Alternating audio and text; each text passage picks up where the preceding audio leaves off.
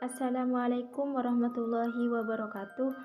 Perkenalkan, nama saya Rusmiati dengan NIM 20383022106.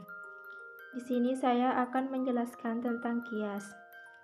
Kias adalah penetapan suatu hukum atau perkara baru yang belum terjadi sebelumnya, namun memiliki kesamaan dari segi sebab, manfaat, dan bahaya dari berbagai aspek dengan perkara yang sebelumnya, sehingga dihukumi sama.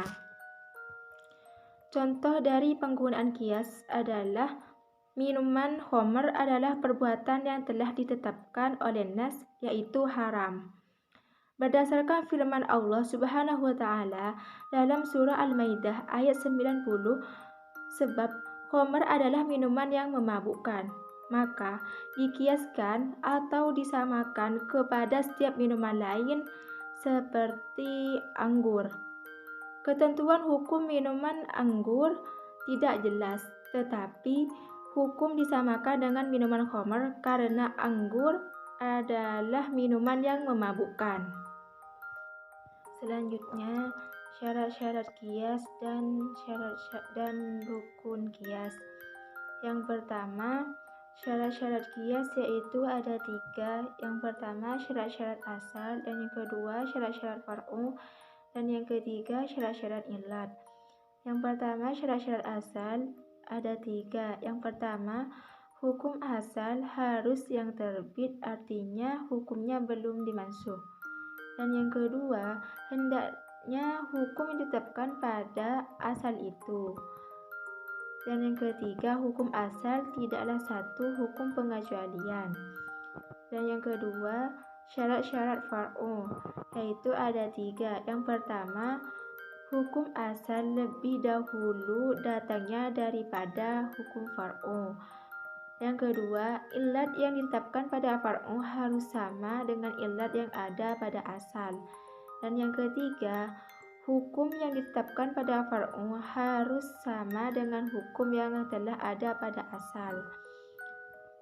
Selanjutnya, yang nomor 3, syarat-syarat ilat, yaitu ada 3. Yang pertama, ilat harus bersifat mengikuti tetapnya hukum. Yang kedua, ilat harus bersifat mengikuti tiadanya hukum.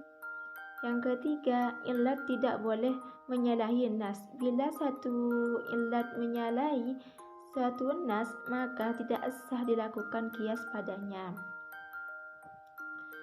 Dan yang selanjutnya, rukun kias, yaitu ada 4. Yang pertama, al-far'u, sesuatu yang akan dikiaskan untuk mendapatkan hukum padanya.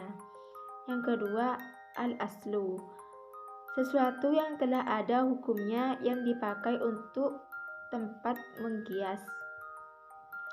Dan yang ketiga, rukun kias, hukum asal, yaitu hukum yang telah ditetapkan oleh nas pada asal.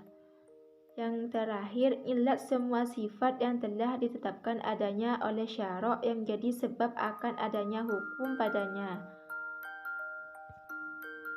Selanjutnya, unsur-unsur kias. Unsur-unsur kias yaitu yang pertama, al-asal, dasar atau pokok. Yang dimaksud dengan al-asal di sini ialah suatu yang telah ditetapkan ketentuan hukumnya berdasarkan nas, baik nas tersebut berupa Al-Quran maupun sunnah. Dan yang kedua, al-far'u atau cabang. Yang dimaksud dengan al-far'u di sini masalah yang hendak dikiaskan yang tidak ada ketentuan nasnya yang menetapkan hukumnya. Yang ketiga, hukum asal. Hukum asal ialah hukum yang terdapat dalam masalah dan ketentuan hukumnya itu ditetapkan oleh nas tertentu, baik dari Al-Quran maupun sunnah. Dan yang terakhir, illah. Illah ialah suatu sifat yang nyata dan berlaku setiap kali suatu peristiwa terjadi dan sejalan dengan tujuan penetapan hukum dari suatu peristiwa hukum. Selanjutnya, kehujjahan qiyas. Para ulama berbeda pendapat tentang kebolehan berhujjah dalam qiyas dalam hukum-hukum syariat atau agama. Pendapat-pendapat tersebut, yang pertama, menurut jumhur ulama usul, mereka tetap menganggap qiyas sebagai dalil istinbat hukum-hukum syara atau agama.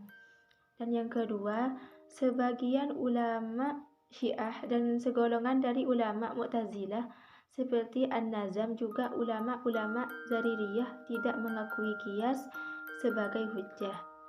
Dan yang ketiga,